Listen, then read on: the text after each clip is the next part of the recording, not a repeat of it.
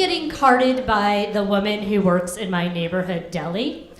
And I know we should be really flattered when we get carded, but once you hit 30 and you get carded, you can't help but feel like, really? Are you screwing with me? Because let's just take a step back and take in this situation you see before you. I am standing here in a mom cardigan down to my ankles. I'm purchasing a $3 bottle of Chardonnay and a single roll of toilet paper on a Friday night.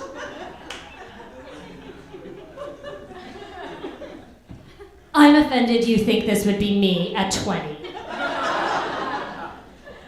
So if you can just pack up my items in my reusable shopping bag, I need to go home and Photoshop the necklines out of my Facebook pictures. Thank you. Facebook has made me the laziest person ever. I'm friends with all these old classmates from school on Facebook, and do I put any effort in actually catching up with them or acknowledging that we're entirely different people from the last time we've seen each other? No, I'm just like, oh, Jordan Schwartzbaum, the last time I saw you, you peed in the sandbox. And now you're a constitutional lawyer. That's great, accept, and that's it. And we don't do that in real life, right? We don't walk down the street, recognize someone we haven't seen in 20 years, nod in acceptance to each other, and then hurl a giant box of pictures of our kids and our dogs and our vacation photos, and then say nothing until it's each other's birthdays.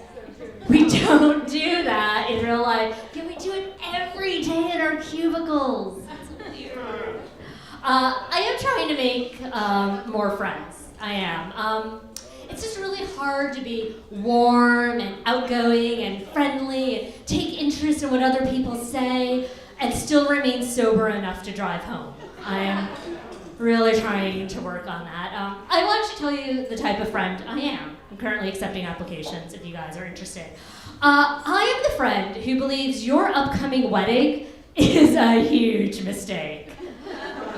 You should not go through with it. Something is wrong with that fiance. I can't quite put my finger on it, but I fear you're going to end up dead in a dumpster. And I will tell everyone this but you, because that would be rude.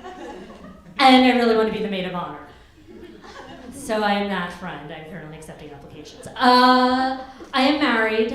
Here's the one thing I know for certain about marriage. The one rule I know is that every single night for the rest of your life, you must have a 20-minute circular conversation about what you want for dinner.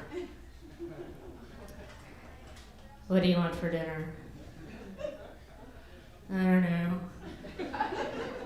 What do you want for dinner? I don't know.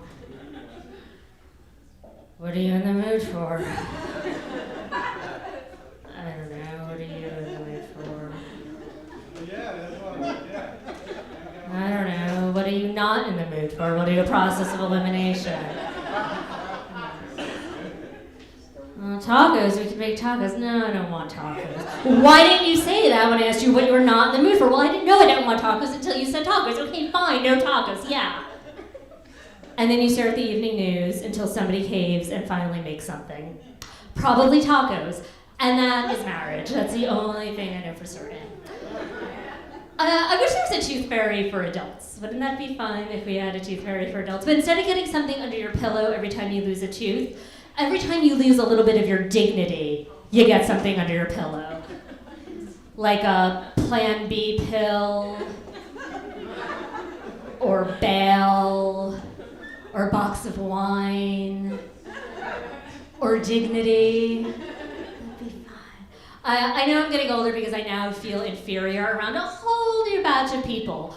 I used to feel really silly around the really tall and the really skinny. Now I just feel inferior around that kind of smelly, really hairy guy at the supermarket who had the mind to bring his own reusable produce bags while shopping. I hate getting stuck in the back of the line with that guy because his bounty just looks like a gorgeous cover of Moral Superiority in Wine magazine.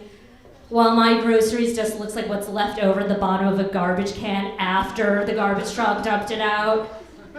Just like a potato chip sack marinating in garbage juice. So that's my new thing. I was a terrible math student, if you could not tell by the career choices you see before you right now. Terrible at math. Comedy is for people who are incapable of doing anything but aren't hot enough to act. So that's the rules about comedy. Horrible math student. I once got an F+ in math. I was so terrible at math, I actually got a grade that was not mathematically possible. What does the plus, how do you fail plus? Plus more parental disappointment, maybe? Like maybe if the plus sign was replaced by the letter U, I could better understand that grade. So life is officially a slow march to death when you get invited to game night. Once game night becomes a part of your social calendar, you guys, it's over. It's over. Your youth is over. The party is over. In fact, all parties are over. It is just categories in the suburbs until you drop dead face down in an egg timer. I don't know what happens at some point when we can't socialize anymore. We just need rules and regulations and little plastic pieces. Wasn't there a moment that all we needed was booze, talking trash about people who aren't in the room, and denying that you were the one who threw up in the kitchen sink? And that was enough for a party. Now we do this. So guys, I will leave you with 2 thoughts. If you've seen me at game night, I don't want to hear about your master cleanse. I don't want to know about your master cleanse. I don't want to know what's going in you. I don't want to know what's coming out of you. I don't want the recipe. I don't want the DVD. I don't want the book. I'm never ever buying cayenne pepper in my life. I don't go on any diet that sounds like a war crime. That is my rules about master cleanses. If you guys ever find yourself bored at a restaurant, I recommend watching a group of women divide a check at the end of a meal. It is unbelievable because we just use our nitpicking skills to be awful to each other. And there's always that one friend who's the control freak who's gonna totally figure out the check for everybody else, and she has her little tip calculator ready to go. Okay, so you guys, we need $13.66 to cover the 9% tip. Why? Because that waitress gave me a weird look and I don't like her. So, Amber, you had that extra iced tea, but Jenny, I did see you got that extra jalapeno popper. Yeah, we all saw that.